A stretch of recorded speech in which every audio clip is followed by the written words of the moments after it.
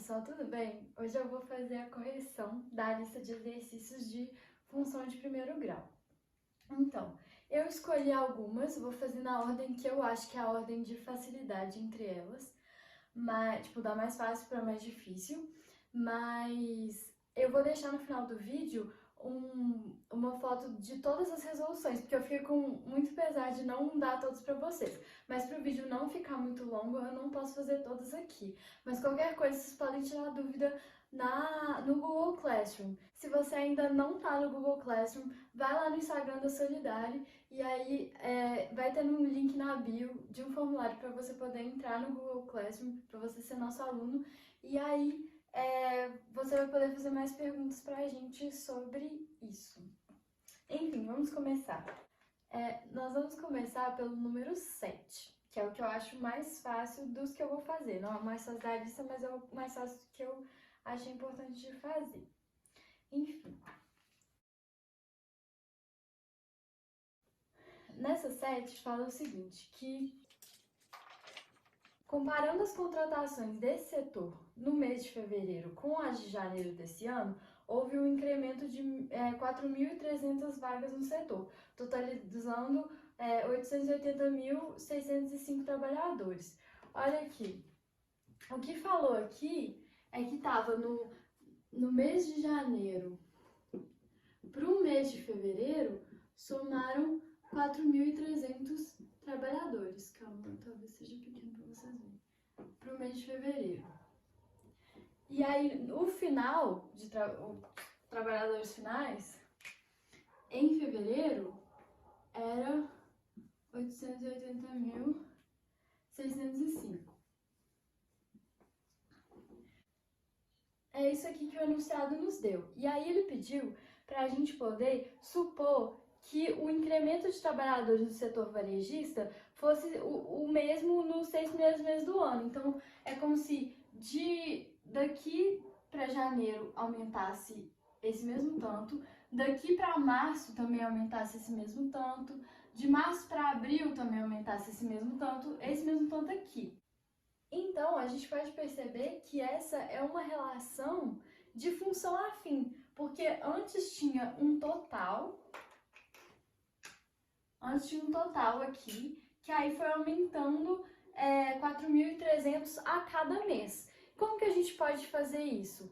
Então, a gente sabe que tinha um valor aqui anterior, que depois de aumentar 4.300 duas vezes, virou esse valor aqui. Então, para a gente saber qual que é esse valor, é só a gente subtrair 880.605 de duas vezes isso daqui, que é 8.600. Fazendo isso, a gente vai achar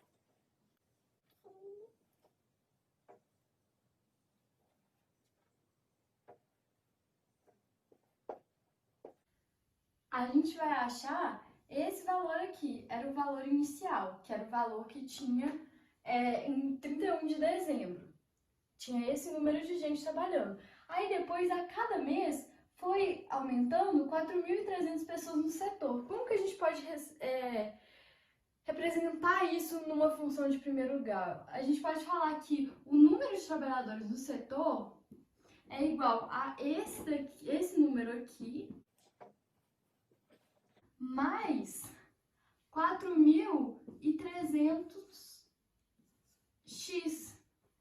Porque aí, se eu falar que é janeiro, vai ser esse número aqui mais 4.300. Aí depois, em fevereiro, vai ter mais 4.300, porque vai ser o mês 2. E assim por diante. Então, é assim que a gente determina essa função aqui. Beleza?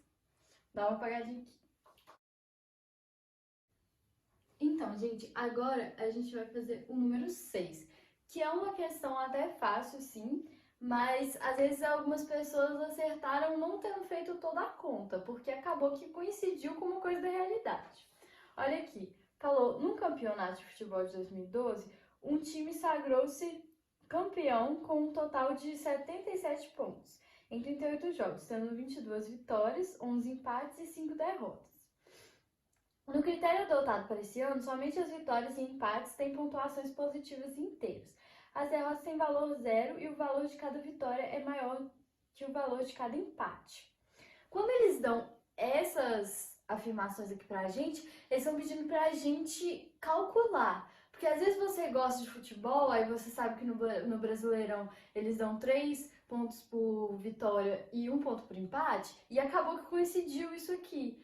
Mas só que não é assim sempre, entendeu? Às vezes eu posso criar um jogo de futebol, um campeonato de futebol, que não tem essa regra. E é possível de te darem uma questão com um campeonato fictício que você vai ter que descobrir. Então aí eu vou ensinar vocês a descobrir essa parte aqui, para quem não fez. Então, gente, ele fala pra gente que o time teve 22 vitórias e 11 empates. Isso deu para eles, né, no caso, um total de 77 pontos. Então,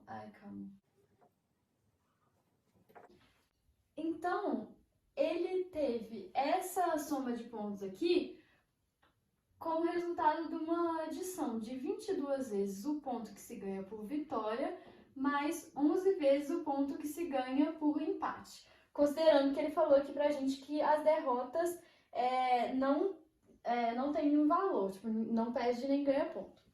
Então, a gente vai fazer essa equação aqui. O que a gente pode fazer? A gente pode dividir dos dois lados por 11, por exemplo. Então, vamos fazer isso aqui. 2 pontos por vitória, mais 1 ponto por empate, perdão, é igual a 7 pontos.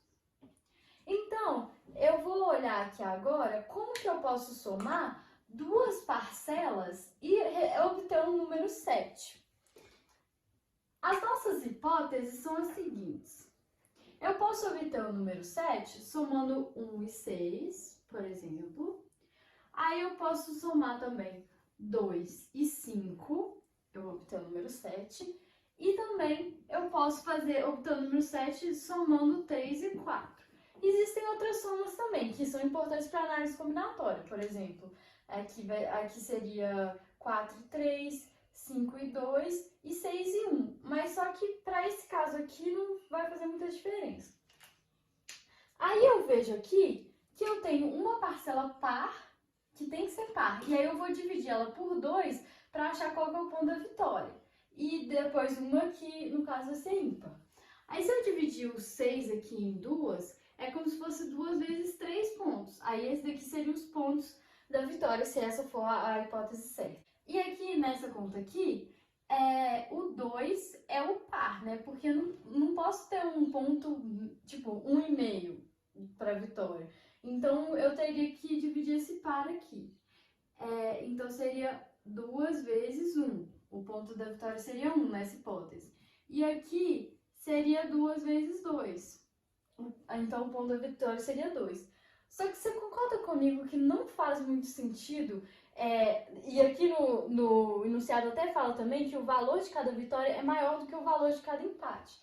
Então, só essa hipótese aqui que pode ser verdadeira. Por quê? Porque quando o empate é 1 e a vitória é 3, faz sentido. Agora, quando o empate é 5 e a vitória é 1, não faz sentido nenhum. E mesma coisa aqui, a vitória você vai ganhar, se você ganhar, você ganha 2 pontos, se você empatar, você ganha 3 pontos. Não faz sentido. Mas se quando você ganhar, você ganha 3 pontos e se você empatar, você ganha 1 ponto, isso faz sentido. Então, essa que é a nossa hipótese verdadeira. Então, a gente vai trabalhar com isso daqui. Então, agora que eu sei que a cada vitória o time ganha 3 pontos e a cada empate o time ganha 1 ponto, eu vou apagar aqui para a gente continuar o resto da questão.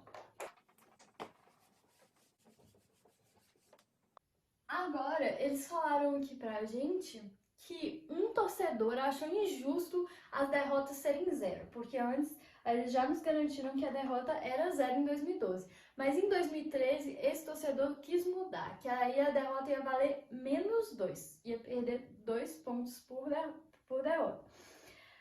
Aí a gente tem que colocar a expressão que fornece a quantidade de pontos em função do número de vitórias, do número de empates e do número de derrotas no sistema de pontuação proposto pelo torcedor para o ano de 2013.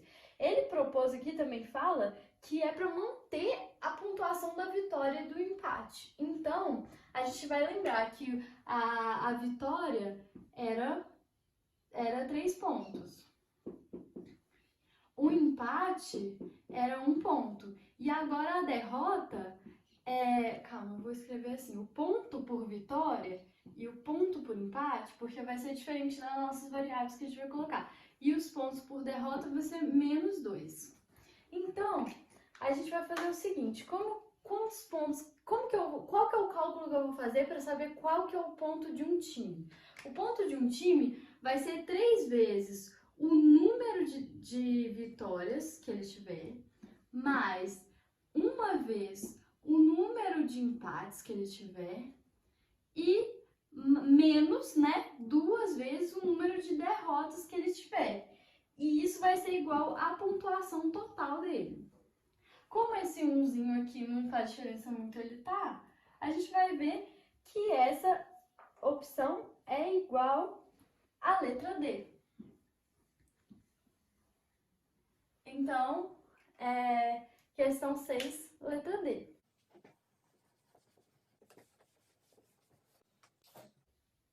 Então, gente, agora a gente vai para uma que eu considero já média dessa lista,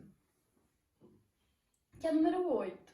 Ela fala o seguinte: o custo total para fabricar uma quantidade Q de produtos é dado por uma função simbolizada por CT, enquanto o faturamento que a empresa obtém com a venda da quantidade Q também é uma função simbolizada por FT. O lucro total LT obtido pela venda da quantidade de Q de produtos é dado pela expressão LT de Q é igual a FT de Q menos CT de Q. O que isso significa?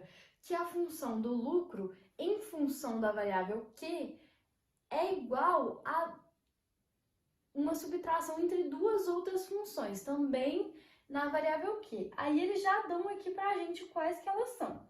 Então, se a gente for substituir a função do FT e a função do CT dentro da função do LT, a gente vai ter isso daqui, olha. O LT de Q é igual a o FT de Q, que é 5Q,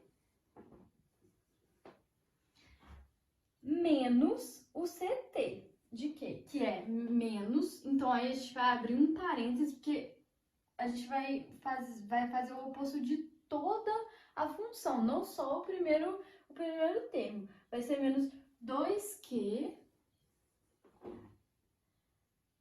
mais 12. Beleza. Aí vamos tirar isso daqui do parênteses. Vai ser LT de Q é igual a 5Q menos 2Q menos 12. Então, não esqueça disso, que é importante, às vezes as pessoas esquecem.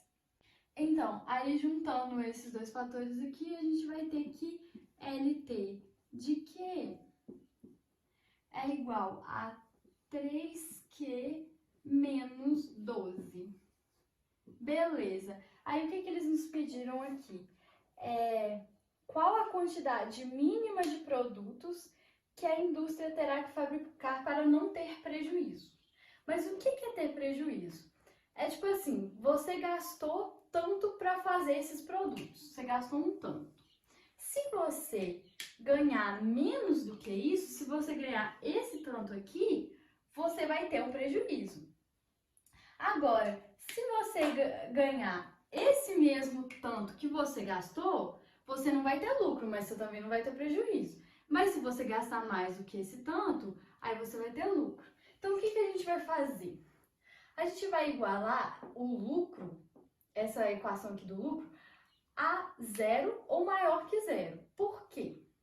Porque a questão nos pergunta se ele vai como que ele faz para não ter prejuízo. E não ter prejuízo é ou ele não ter nem lucro nem prejuízo, ou ter lucro. Então a gente vai fazer esse L de T, esse LT de Q, ser maior ou igual a zero.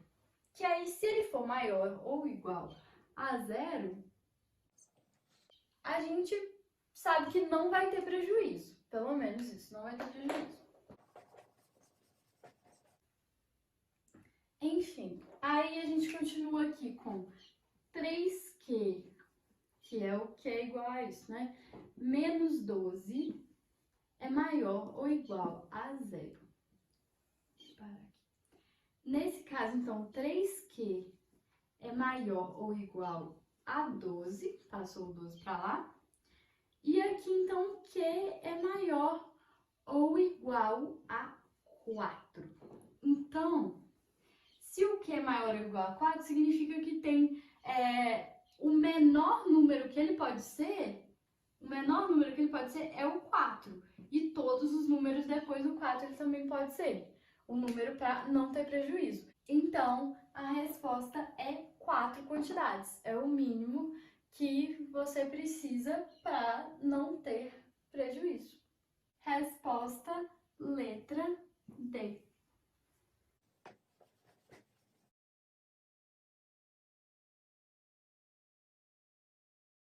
Então, gente, ainda nas que eu considero média, eu vou fazer a questão número 5, que fala assim: o estado de qualquer substância gasosa é determinado pela medida de 3 grandezas: o volume V, a pressão P e a temperatura T.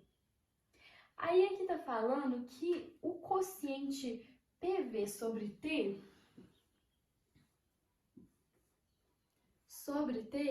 é sempre constante. Eu vou colocar igual a C, porque ele é igual a uma constante que a gente não sabe. Beleza. Considere que um reservatório está cheio de um gás ideal. Sem vazar o gás, realiza-se uma compressão do reservatório, reduzindo seu volume à metade. Ao mesmo tempo, uma fonte de calor faz a temperatura do gás ser quadruplicada. Considere P0 e P1, respectivamente, os valores da pressão do gás no reservatório, antes e depois do procedimento descrito. Então, eu vou falar o seguinte.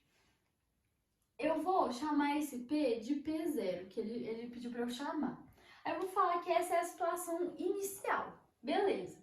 Aí a situação final é essa divisão aqui do produto da pressão vezes o volume sobre temperatura do final também vai ter que ser igual a essa C, porque isso é sempre constante. Então, o C é igual ao P1. O que aconteceu com esse V aqui? Ele dividiu por 2. Então, é igual a P1, esse V dividido por 2, e esse T vezes 4. Vocês entenderam? Que olha aqui, na pressão original tinha esse V e esse T. E na pressão final, eu modifiquei o V e o T, igual o comando sugeriu que acontecia. Mas o que vocês podem ver aqui? O que a gente pode fazer uma relação entre essas coisas? A gente pode ver que eles são iguais. Se esse é igual a C e esse é igual a C, então eu posso falar que esse é igual a esse também. Beleza. Se eu igualar esses dois, P sobre T é igual a P1 e V sobre 2 sobre 4T. eu vou ver que eu posso dividir dos dois lados por V. Olha aqui, então como eu dividi por dois lados, eu não vou estar alterando a equação, porque o que eu faço de um lado, eu tenho que fazer do outro. Então aqui, se eu dividir aqui por V e aqui por V, não vai alterar. Se eu, por exemplo, passar esse T para cá, dá para eu dividir esse T por T. Então, é isso que eu vou fazer. É como se eu estivesse fazendo vezes T e vezes T aqui. Olha. Tudo que eu faço de um lado eu posso fazer. Aí é como se eu dividisse esse por esse e esse por esse. Beleza. Eu fazendo isso, agora eu só tenho uma relação entre o P0 e o P1, que é o que eu quero. Então, eu vou modificar isso daqui, para ficar mais fácil da gente entender. P0 é igual a P1 vezes meio, né? Que é o que eu tirei o V aqui. E quando você divide uma coisa por um número, vocês devem ter visto em uma outra aula, que é a mesma coisa de multiplicar pelo inverso desse número. Então, eu vou multiplicar por 1 sobre 4. Eu quero achar o P1 em função do P0. Então, eu vou passar isso daqui multiplicando para cá. 2 vezes 4 é 8. Então, 8P0 é igual a P1. E aí, a gente tem, então, a letra E. Entenderam? Beleza, vamos para a próxima.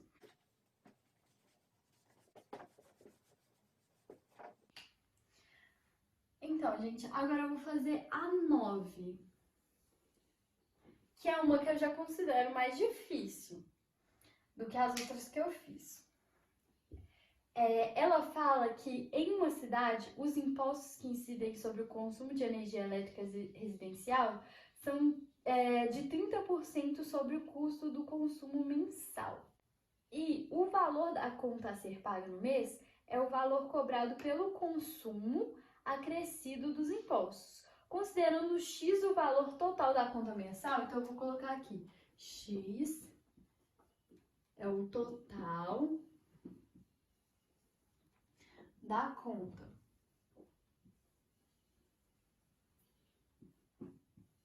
Dentro dele, a gente vai ter, na verdade, o consumo mais impostos.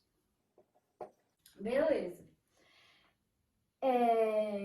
E o Y, o valor dos impostos. Qual é a expressão algébrica que relaciona X e Y? Então, os impostos são o Y. Beleza. Como que a gente vai fazer isso daqui? A gente sabe que o imposto é igual a 30%. Você lembra na aula de porcentagem que 30% é 30 sobre 100? E aí dividir por 100 é andar com a vírgula 2 casas para lá. Então eu posso dizer que isso é igual a isso. E como esse zero aqui não faz diferença, isso é igual a isso daqui. Então eu vou usar essa linguagem aqui para falar 30%. É 30% desse consumo aqui.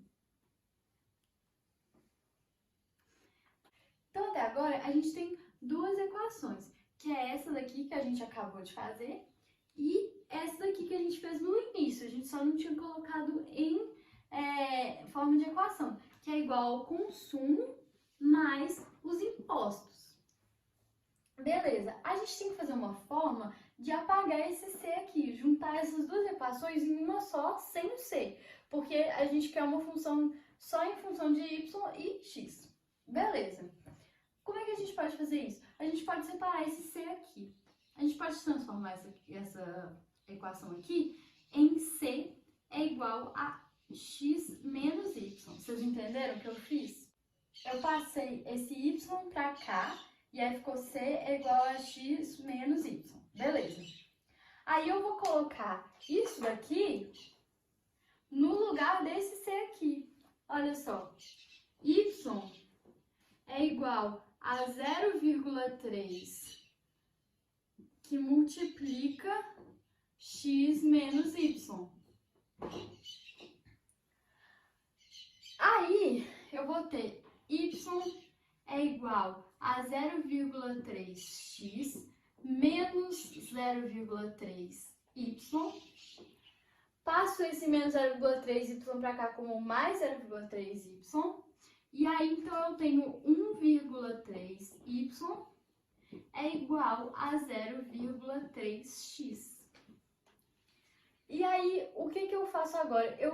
Eu só tenho aqui opções em que o y está isolado. Então, vamos isolar esse y.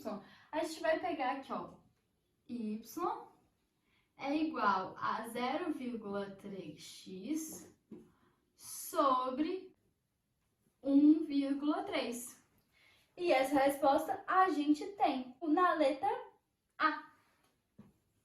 Resposta letra A. Beleza, pessoal, essa foi a correção de hoje. Se a que você tem dúvida não foi respondida por mim aqui, eu vou colocar uma foto da minha resolução depois. E aí vocês podem olhar lá e qualquer coisa me manda a dúvida no Google Classroom. É isso, beijão, obrigada, até a próxima!